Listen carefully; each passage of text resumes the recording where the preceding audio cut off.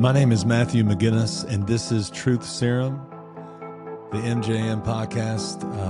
The series is going to be a few episodes, but I am going to talk about my successes and failures. Why am I starting a podcast? There must be more broken men and women out there. I know I've been the most broken I've ever been in my life. So over the course of the last year, I've been able to try to dig myself back out of it. So this podcast, it started as a conversation I needed to have with myself. I created this space to explore what happens when you stop running from the hard questions about who you are, what you believe, and why you keep pushing so hard. I mean, we talk about ambition, exhaustion, faith, and doubt, success and shame. Oh my God, a lot of shame for sure. Family, identity, and the quiet work of becoming honest. Not polished, not perfect. Definitely not perfect, just real. If you're searching for clarity, permission to slow down, or language for what you're feeling but haven't said yet, you're not alone here. I'm with you.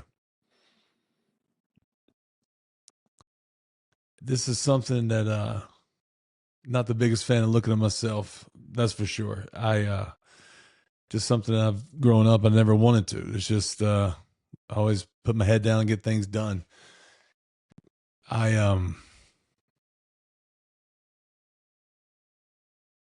was a moment, and this is why this podcast is going to mean a lot to me, and then hopefully I can help and meet other people and support other people and make a difference.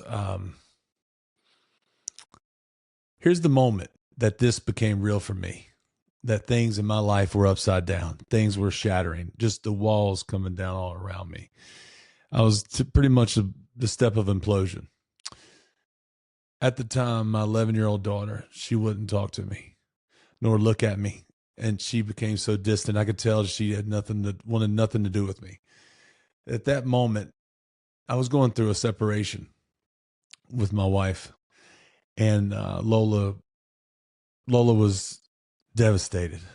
I knew the effects that I would have on Carmen, but I had no idea the effects it would have on Lola. Oliver's still young, and he was young enough, I guess, that he stuck by me, and he was still just my mini-me running around. But Lola, she was devastated.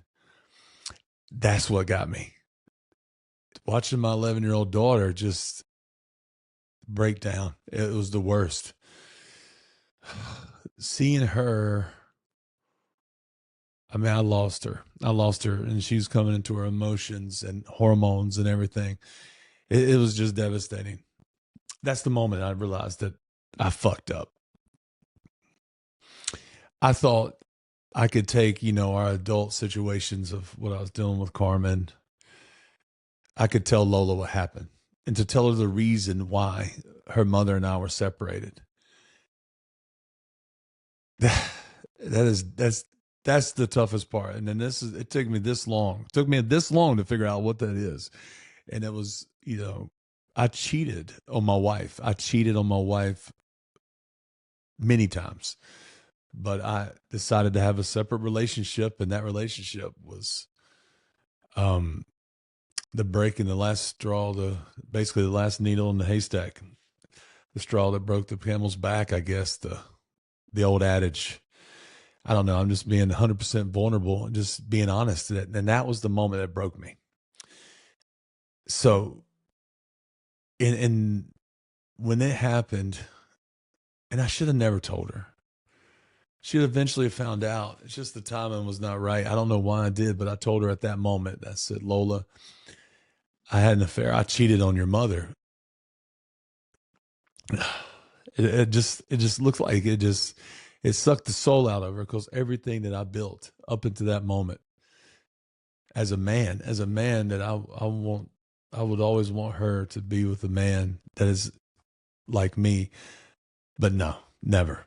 Not in that instance, not in that case, not even now. I'm getting there to be the man I want to be, but like I'm telling you, no. I was a biggest piece of shit show, whatever you see. Look, that guy right there, man, he's got his shit together. No, I was fucked up. Not together at all. I was breaking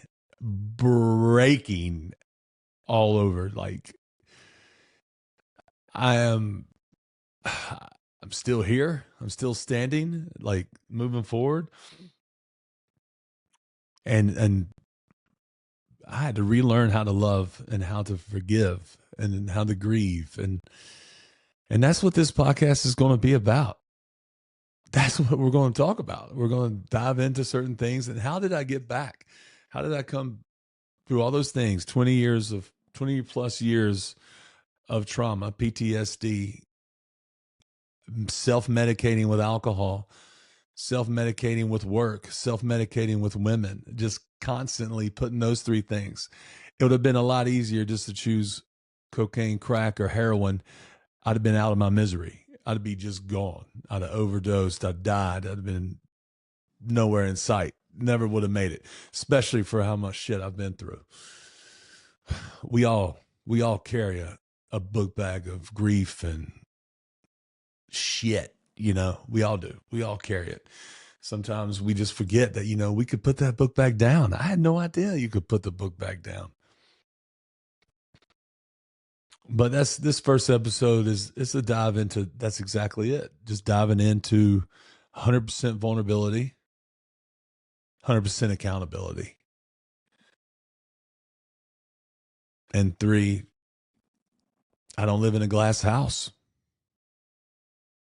That's for certain. And if you're a listener and you can relate to those things, then this podcast is for you. We're going to have a lot of good sessions, a lot of good content. That's for certain. So I'm learning as we go.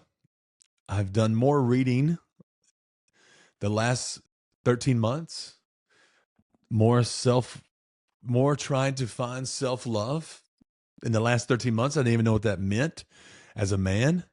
As a man, we don't really get taught that, hey, you are worthy. Did you know you can love yourself? You can love yourself and not feel any way or indifferent about it. I had no clue that it even existed. And that's just something that just blows my mind. It truly does. So going back to Lola, it's just, so that was the breaking point. Nope, not doing it, not happening. I'm going to earn her trust, earn her respect back. In doing so, I've changed my life dramatically. I started to look within. I started being honest with myself. Started doing things that I didn't even know existed. Breath work, affirmations, sitting in the quiet. Sit in the quiet? Sit in the quiet? Are you kidding me? Like, what does that even mean? How's that even possible? Like, I couldn't do it before. I had too much in my head. In my mind, I just constantly had all these issues and problems of why I can't sit in my own thoughts. Now it's my happy place. I'm happy to be there because I can actually focus on what's right. What's fucking, why are we here? I'm a soul here for the human experience, right? Just saying. It's just focusing on that then makes things a lot easier. I mean, that's the goal, is to reach out to others, and hopefully they can see these things, and maybe they see something in me that, maybe they'll have a question. I don't know, talking with you, but just has shook my world. My world was upside down. It was fucked up, to have a relationship with someone much younger than me, the shiny object, going toward it. Growing up, I was an extremely overweight kid. Never had a girlfriend until later in college. Never saw a true relationship, or what a true relationship looks like, other than my mother's parents, my grandfather. and my nanny, so grandmother. So I called him Papa and Nanny. Welcome to the South, Carolina's boy. So that's what I called him. And I loved their relationship. It was beautiful. Oh, if my grandfather was alive today, he would beat the shit out of me. I'm just be honest, call a spade a spade. Yeah, he wouldn't be proud at all.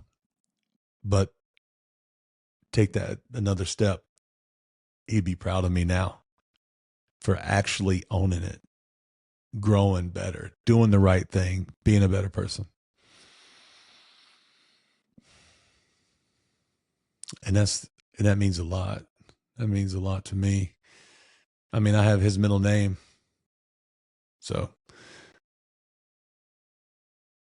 it sits with me all the time.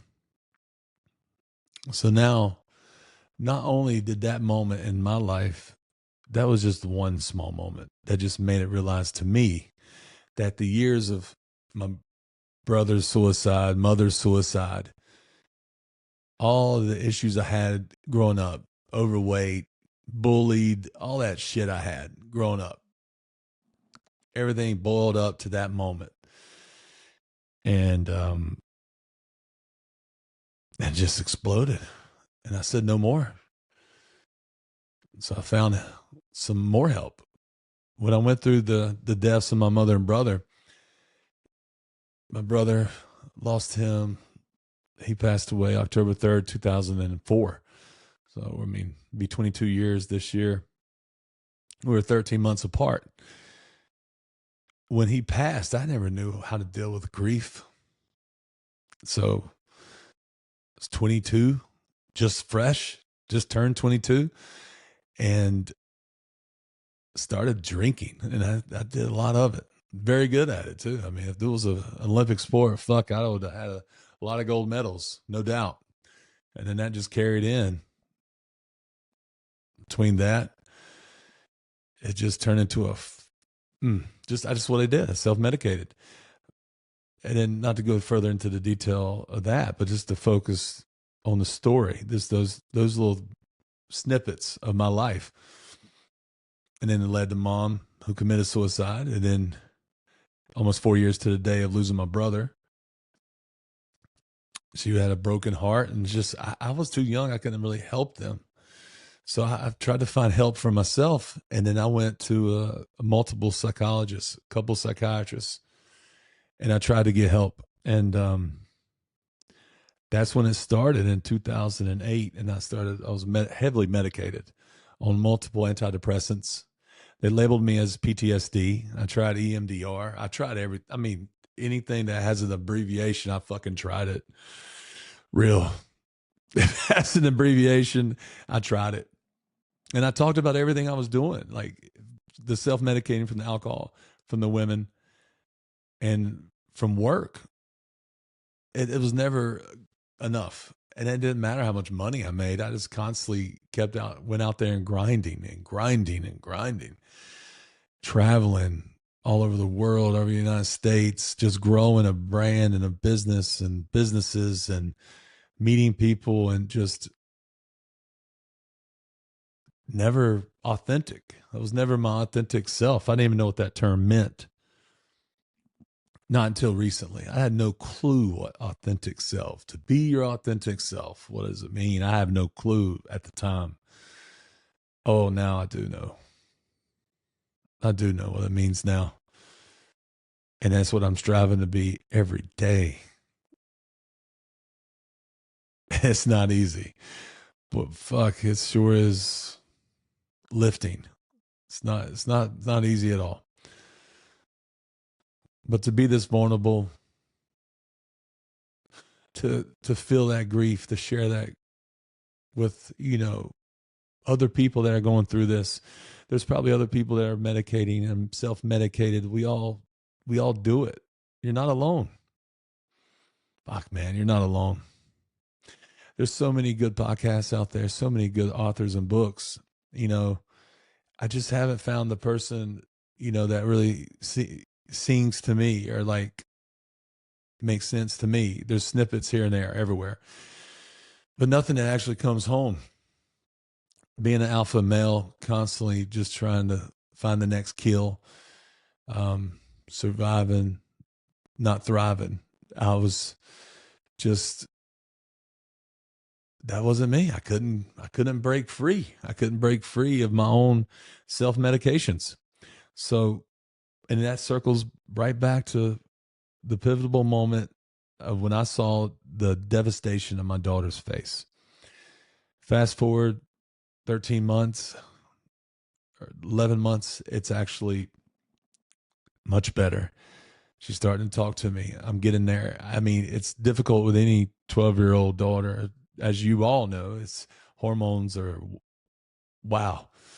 A good friend of mine told me, he's like, yep, when she turns 12, she'll disappear, but then she'll come back and be your friend when she's about 23.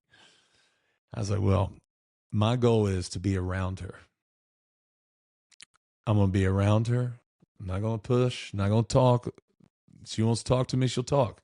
So I just made myself available. And that's what we have to do, is make ourselves available. That circles right back to this podcast.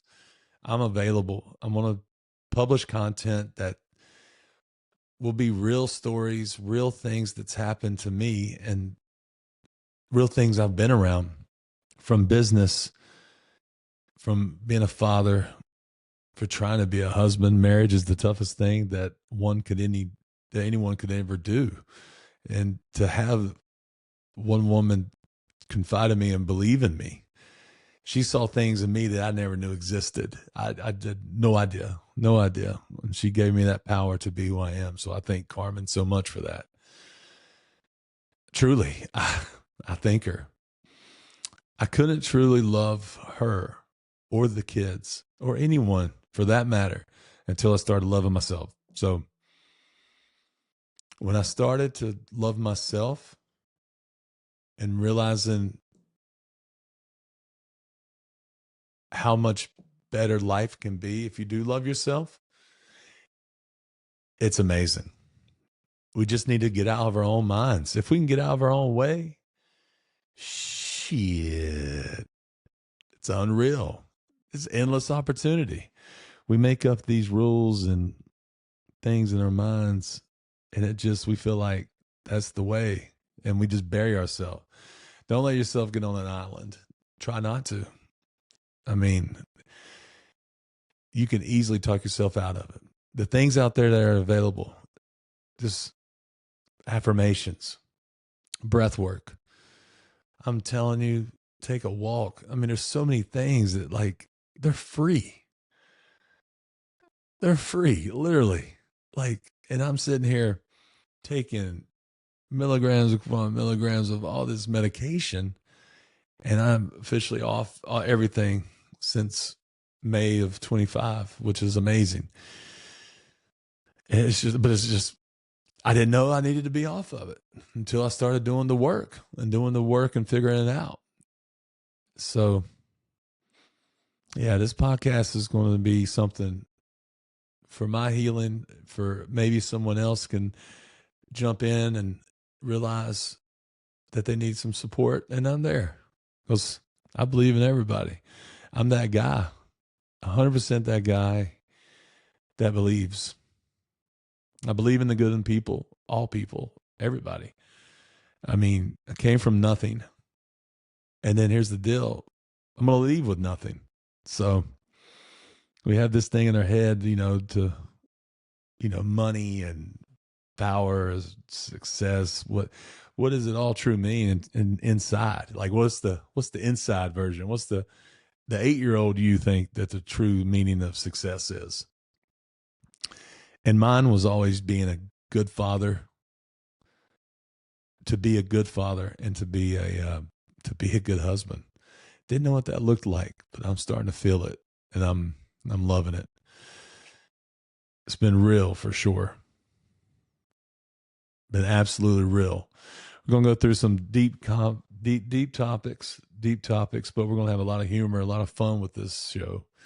That's the goal of this podcast, is to real problems. I'm going to have some great guests on the show. I've already got some great opportunities with some good people, and I can't wait to bring them on. And I can't wait to interview them and help me push them as well.